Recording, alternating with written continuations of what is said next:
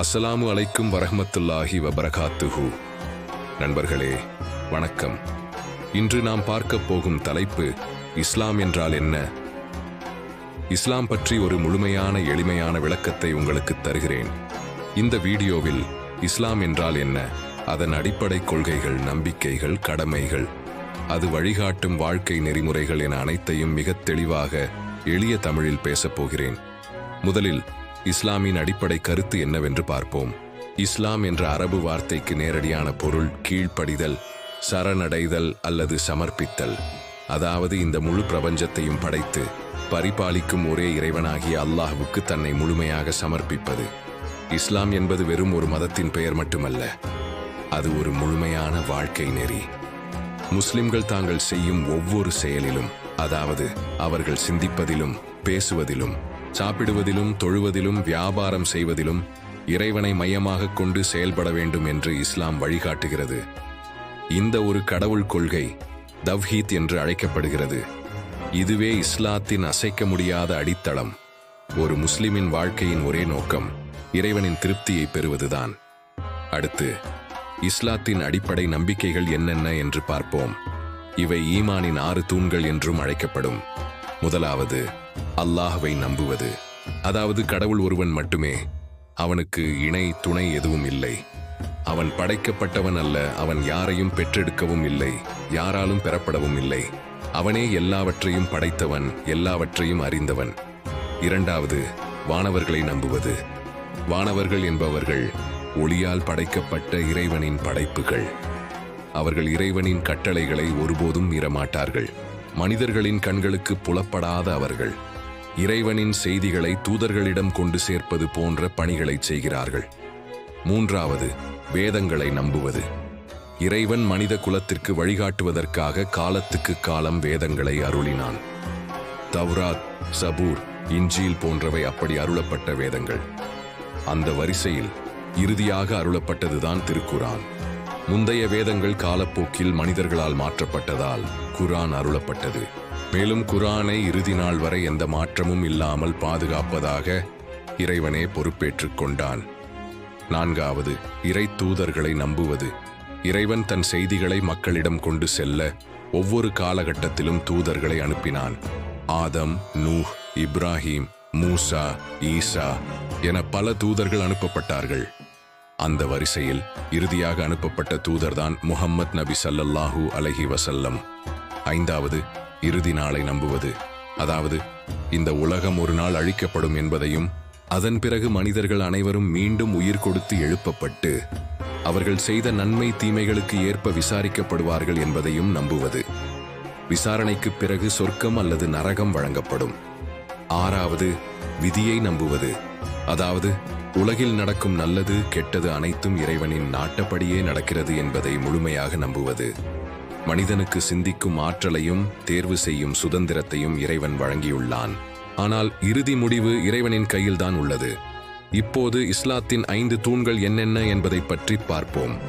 இவை ஒவ்வொரு முஸ்லிமும் தன் வாழ்வில் கடைபிடிக்க வேண்டிய நடைமுறை கடமைகள். முதலாவது ஷஹாதா, அதாவது வணக்கத்திற்குரியவன் அல்லாஹ்வை தவிர வேறு யாரும் இல்லை. முஹம்மத் நபி ஸல்லல்லாஹு அலைஹி வஸல்லம் அவர்கள் அவனுடைய தூதர் என்று மனதார நம்பி நாவால் மொழிவது. இதுதான் இஸ்லாத்தின் நுழைவாயில். இரண்டாவது சலாத் அல்லது தொழுகை. ஒவ்வொரு முஸ்லிமும் தினமும் 5 வேளைகள் குறிப்பிட்ட நேரங்களில் கிப்லாவை, அதாவது கஃபாவை முன்னோக்கி தொழ வேண்டும். இது இறைவனுக்கும் அடியானுக்கும் இடையேயான நேரடி தொடர்பு. மூன்றாவது சகாத், அதாவது வசதி படைத்த முஸ்லிம்கள் தங்கள் செல்வத்தில் இருந்து 2.5% ஏழைகளுக்கும் தேவையுடையோருக்கும் தானமாக வழங்குவது. இது ஏழைகளின் உரிமை. இதன் மூலம் சமூகத்தில் பொருளாதார சமநிலை பேணப்படுகிறது. நான்காவது சௌம் அல்லது நோன்பு. இஸ்லாமிய நாட்காட்டியின் ரமலான் மாதத்தில் அதிகாலை முதல் சூரியன் மறையும் வரை உணவு, தண்ணீர் அருந்தாமல் இருப்பது. இது இறைவனுக்காக செய்யப்படும் ஒரு தியாகம். இதன் மூலம் சுய கட்டுப்பாடு, பொறுமை போன்ற பண்புகள் வளர்கின்றன. ஐந்தாவது ஹஜ். இது மக்காவில் உள்ள புனித கஃபா ஆலயத்திற்கு செய்யப்படும் புனித பயணம். உடல் ரீதியாகவும் பொருளாதார ரீதியாகவும் வசதி படைத்த ஒவ்வொரு முஸ்லிமும் தன் வாழ்நாளில் ஒரு முறையாவது ஹஜ் செய்வது கடமையாகும். அடுத்து இஸ்லாம் காட்டும் வாழ்வியல் மற்றும் நெறிமுறைகளைப் பற்றி பார்ப்போம். இஸ்லாம் என்பது வெறும் வணக்க வழிபாடுகளோடு முடிந்து விடுவதில்லை. அது ஒரு முழுமையான வாழ்க்கை முறை.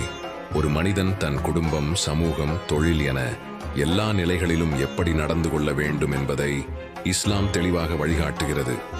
உண்மை பேசுதல், வாக்குறுதியை காப்பாற்றுதல், நேர்மையாக இருத்தல், பெற்றோரை மதித்தல், அண்டை வீட்டாருடன் அன்பாக பழகுதல், கருணை காட்டுதல், நீதியுடன் நடந்து கொள்வது போன்றவை இஸ்லாம் வலியுறுத்தும் முக்கிய பண்புகள். மற்றவர்களுக்கு உதவுவதும் மனிதநேயத்துடன் பழகுவதும் ஒரு முஸ்லிமின் அடையாளமாக இருக்க வேண்டும். சுருக்கமாகச் சொன்னால், ஒரு நல்ல மனிதனாக வாழ்வது எப்படி என்பதை இஸ்லாம் கற்றுத்தருகிறது. இஸ்லாத்தின் 2 முக்கிய ஆதாரங்கள் எவை என்றால், முதலாவது குர்ஆன், இரண்டாவது ஹதீஸ். குர்ஆன் என்பது இறைவனால் நேரடியாக முஹம்மது நபி ஸல்லல்லாஹு அலைஹி வஸல்லம் அவர்கள் மீது அருளப்பட்ட இறைவேதம். இதில் எந்த மனித கரமும் படவில்லை. இதுவே இஸ்லாத்தின் முதன்மையான வழிகாட்டி. ஹதீஸ் என்பது முஹம்மது நபி ஸல்லல்லாஹு அலைஹி வஸல்லம் அவர்களின் சொல், செயல் மற்றும் அங்கீகாரங்களின் தொகுப்பு. குர்ஆனில் உள்ள கட்டளைகளை எப்படி நடைமுறைப்படுத்துவது என்பதை நபி அவர்களின் வாழ்க்கை நமக்கு காட்டுகிறது. குர்ஆனும் ஹதீஸும் ஒரு முஸ்லிமின் வாழ்க்கையை வழிநடத்தும் 2 முக்கிய விளக்குகளாகும். இன்றைய உலகில் இஸ்லாம் பற்றி பேசினால், இது உலகின் 2வது பெரிய மதமாகும். உலகெங்கிலும் சுமார் 200 கோடிக்கும் அதிகமான மக்கள் இஸ்லாத்தை பின்பற்றுகிறார்கள். அவர்கள் வெவ்வேறு மொழிகள், கலாச்சாரங்கள் மற்றும் இனங்களைச் சேர்ந்தவர்களாக இருக்கிறார்கள். இஸ்லாத்தின் அடிப்படை நோக்கமே அமைதியை நிலைநாட்டுவதும் மனித மாண்பை உயர்த்துவதும் தான். ஆனால் சிலரின் தவறான செயல்களாலும் ஊடகங்களின் ஒருதலை பட்சமான சித்தரிப்புகளாலும் இஸ்லாம் பற்றி பல தவறான புரிதல்கள் நிலவுகின்றன. இஸ்லாத்தை அதன் உண்மையான ஆதாரங்களான குர்ஆன் மற்றும் ஹதீஸ் மூலமாக புரிந்து கொள்வதே இந்த தவறான புரிதல்களை களைய ஒரே வழி.